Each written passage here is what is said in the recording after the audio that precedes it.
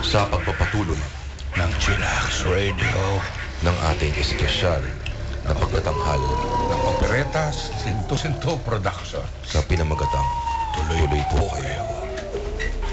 Ang nakaraan. Mag-isa na lang si Linda. Iniwan siya ng kanyang yaya. Hindi na rin niya makita ang kanyang anak. Nung lumabas siya at nagpapanik siya at hysterical, nakakita siya ng taxi na umaandar na walang driver. Hindi niya malaman kung anong nangyayari at kung nasaan siya. Nasaan ang anak niya? Nasaan si Pining? Nasaan silang lahat? Ang pagpapatuloy na Tuloy po kayo. Nung umagang yon, nakatayo si Linda sa harap ng telebisyon. Pipindutin niya ang power. May lilitaw na color bar. Color bar? Wala naman tunog yung color bar. Tiit! Ganun tunog dun eh. May mahinang tugtog. Pipihitin ulit ang channel selector. Wala pang remote control. Oo. Kasi narimata nga eh. Walang programa. Papatayin ang telebisyon. Tatalikod sa TV. Pagharap niya sa hagdan, babagsak ang bola mula sa itaas. Patalbog-talbog ito sa hagdan hanggang gumulong sa paanan ni Linda. Dadamputin niya ang bola. Muli, sasalakayan siya ng bato, takot at lungkot. Ano bang nangyayari? Ilalapag ni Linda ng maayos ang bola sa sopa. Sisimulan niyang iligpit ang mga kalat sa sala. Sa simula, parang nakikiramdam. Parang nalilito siya. Pagsasama-samahin niya ang mga nakakalat ng mga dyaryo at magazines. Ipapatong sa mesa. Lalakad siya sa sulok ng sala. Makikita sa lapag ang isang kahon na puno ng plaka. Plaka talaga eh, no? 80s kasi to. Kukuha siya ng isang LP. Aalisin ang plaka sa jacket. Pupunta sa dating kinalalagyan ng stereo. Pero paglapit niya dito, ay, narimata pala yung stereo ko dati. Mapipigilan siya. Nasabihin niya, Wala na pala ang stereo. Noon pang isang araw hinila. Di ko nahulugan. ambisyosa ka kasi. Ilalapag ni Linda ang plaka, upo sa misita. Titingin sa telepono at parang hinahintay na tumunog ito. Pero hindi siya tutunog. Sa garahe, kabilang bahay, lalabas si Linda. Pupunta sa kabilang bahay. Itutulak ang gate. Pupukpakin ito, mabubuksan ang gate. Pilar? Pilar, nandyan ka ba? Nakaparada ang Volkswagen sa harap ng bahay. Patakbong lalapit si Linda. Hihilain ang pinto ng kotse. Bukas ang pinto. Mabilis na papasok si Linda. Sasakay sa driver's seat pero walang susi ang kotse. Bubuksan niya ang compartment. Ilalaglag ang laman nito. Hawak ang manibela. Pipindutin ang busina. Paulit-ulit ang busina. Busina. Hanggang sa mainis. Hahampasin ng manibela. Lalabas sa kotse, ihahampas ang pinto. Sisipain ito. Wala bang kahit isang tao? Nasaan kayo? Bakit hindi kayo magpakita? Magpakita kayo sa akin! Humihingal, nakikiramdam. Matitigilan. Ako na lang bang natitirang tao? Obviously, nakaupo siya sa harap ng tokador. Kita ang reflection niya sa salamin. Siyempre, parang tulala. Hahawakan ang nakakwadradong litrato. Halos pabulong na kakausapin nito. Rick, what's happening? Hindi ko alam kung ano nang nangyayari. Help me naman oh. I want to know kung nasan ang anak natin. Nasan si Pining? Si Beth? Why am I alone? Rick, if you're listening, will you help me please? Bibitawan ni Linda ang litrato at parang maalimpungatan. God, what am I doing? Naloloka na ba ako? Why am I talking to my dead husband? Itataob niya ang litrato. Nasa labas ng bahay bigla si Linda. Kasi sabi ng script. Nakatingin sa garden. May naiwan. Teka, sandali. Para tayo nasa Manila Zoo. Pwede mo Oo nga, tol. Oo. Manila Zoo yung background. Sige. Ano na lang, yung gitara na lang muna. Drone na lang iwan mo, Jay.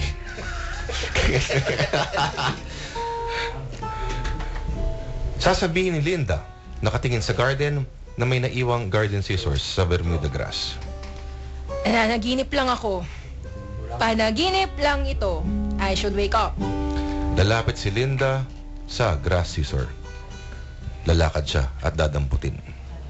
Sisimulan niyang gupitin ang damo. Bumibilis. Humihingal na hihinto si Linda. May maririnig na mahinang tawanan mula sa malalayo. Ang hila nga lang eh. Mabilis na tatayo si Linda. Tatakbo sa gate. Tatanaw. Lilinga-linga. Pero walang makikita. Nang gabing yon, makikitang tumatakbo si Linda papasok sa bahay. May iwan niyang bukas ang pinto. Titingin sa kabuuan ng bahay, maluwag na maluwag dahil nag-iisa lang siya. Mapapaungol si Linda na parang naghihinagpis. Biglang sasara ang pinto. Lalapit si Linda sa pinto pero biglang lulubog ang lock nito. Hahawakan ni Linda ang doorknob. Pinipilit buksan ang pinto. Teka. Sasara ang pinto. Ayan, sasara. Sandali. Sasara ang pinto. Oo, ganun na rin yun. Teka. Yan. Hindi ito mabubuksan. Babayuhin ni Linda ang pinto kasi wala na yung asawa niya. Babayuhin ito ng babayuhin hanggang sa mapagod. Humihingal na ilalapit ni Linda ang noo sa pinto. Noo. No. Lala, nakatitig sa lock. Biglang aasa ang lock. Ahawiin ni Linda ang buhok. Nagtatakang natatakot. Nag-aantay sa pwedeng mangyari. Sa gabing yon, nakasandal si Linda sa pinto, pagod. Muling susuyurin ang buong sala. Parang umiikot ang paligid, mahihilo. Babagsak siya sa sahig. Shit. Kung meron mang anong impacto sa bahay na to, hindi ako natatakot. Hindi! Biglang mamamatay ang ilaw. Hindi ako natatakot! Matitigilan si Linda.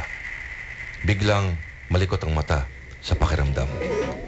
Magpakita kayo sa akin! Hahawakan ni Linda ang flower vase. Sige! Lumapit kayo! Subukan nyo! Sige! Biglang magsisindi ang lampshade sa isang sulok. Babatuhin ito ng flower vase si Linda. Sige pa! Sige! Isa-isang magsisindi ang ilaw hanggang sa muling magliwanag ang buong sala. Susundan ng mata ni Linda ang bawat pagsindi ng ilaw. Pagsindi ng lahat, ngiting iiyak si Linda. At sasabihin niya, Hindi ako natatakot! samantala, nakasilip pa rin si Linda sa labas. Madilim na. Naghihintay pa rin. Tahimik ang bahay. Magbubuntong hininga siya. Sasandal, dadamhin ang parang mabigat na ulo. Tahimik na iiyak. Pinipigil ang sarili pero dahil sa magkahalong takot at pangamba, parang hindi makontrol ang pag-agos ng luha. Nasa mesa si Linda sa kusina. Naghahalo ng kape sa tasa at sabi niya, "Good morning sa inyo!" Parang wala sa sarili. Hahawakan ni Linda ang tasa. Pakiramdam, pipikit siya. Umaasa na sa pagdilat, naroon na ulit ang kanyang mga kasama. Pero pagdilat niya, wala pa rin. May maririnig na tunog ng doorbell. Doorbell! Sandali! Teka muna! Huwag kayong aalis! Tatakbo ulit siya sa sala, bubuksan ng pinto. Pagbukas ng pinto, mapapaurong siya sa kanyang nakita. Gusto niyang sumigaw pero siya ay matitigilan. Tapos biglang titili. Nagimbal sa nakita. Sa labas ng bahay ni Linda, may pumuradang kotse. May bumaba. Isang matandang babae. Nanay ni Rick. Ang lolo at isang dalaga. At ang kanyang Kuya Anton at isang batang lalaki, 7 taong gulang. Lalapit sila sa harap ng bahay. Lahat nakangiti. Sa sala, biglang kausap ni Rick si Linda. Oh, why do you look so surprised, love? At si Rick Ano ay naman lasing. ako? Si Rick ay lasing na. Tulungan mo naman ako, love. Kukunin ni Linda ang supot. Kasi may inabot na supot si Rick. Tuloy-tuloy na papasok si Rick. Ang daming tao sa supermarket. Pwede kasi. Kundi lang ako mahusay sumingit, siguradong hindi kaagad ako makakarating. Ilalapag sa mesa ang dalang supot. Isa-isang ilalabas si Rick ang pinamili. Eto, merong hotdog, chicharon, tequila. Ano pa ba yan? Popcorn. Ayan. Ito, paborito mong cheese. Dali mo, 10:21. Ang dami kong biniling mali at saka potato chips. Nakatingin lang si Linda kay Rick. Oh, bakit parang natuka ka ng ahas? I know. Sasabihin mo na naman kung ano na naman pinamili ko. Pero bago mo ako sermonan, don't you think I deserve a kiss? Nakatingin pa rin si Linda. Lalapitan siya at kakabigan na Rick. Hahalikan ng mariin. Pwede bang live yun? Easy boy. Mapapansin ang ayos ni Linda.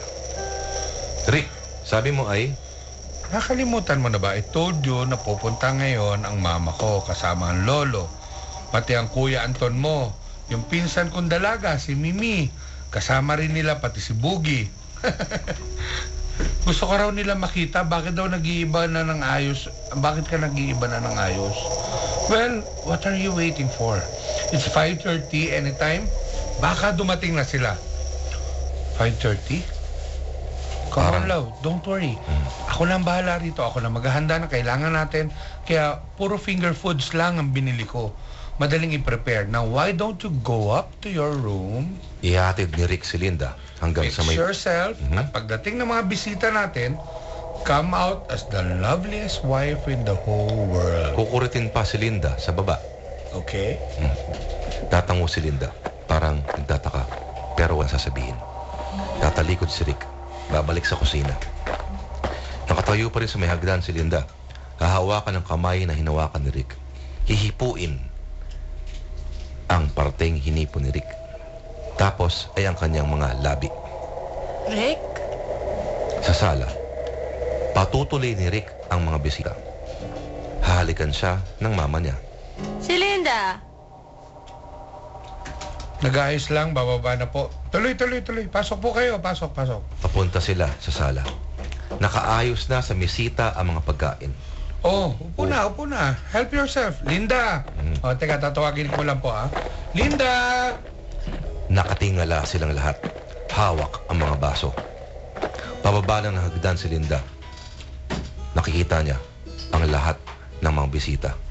Nakangiti. Nakatingala sa kanya. Soy, horror na to.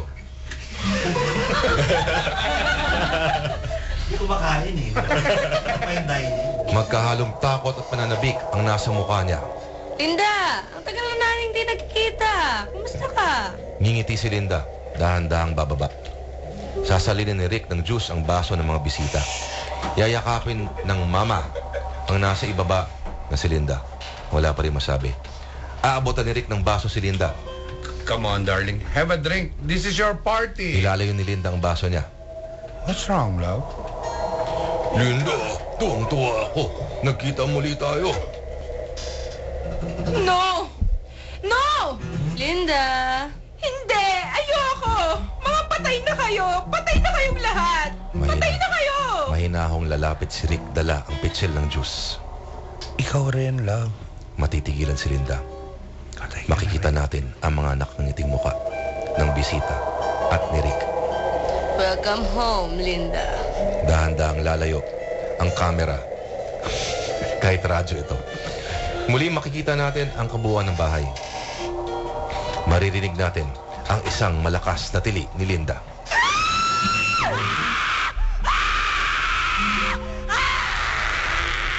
At dyan po nagtatapos ang isang malagim na kabanata ng Chillax Radio, ang Tuloy po kayo. Ni Rene. Ni Rene Villanueva. ang mga nagsiganap. Si Rick. Si Jim Libira. Si Pining Garcia. Si Andrew. Si Linda. Sino si Linda? Si Linda, sino pa? Si Carla. Palakpakan natin si Carla. Ayan. Ang galing ng acting. Ang galing. At ang iba pang mga characters, sino nga ulit? Lahat si Vera yun di ba? Oo. At si Gwen, yan. Etc. Ang napakinggan nyo po ay isang bagong production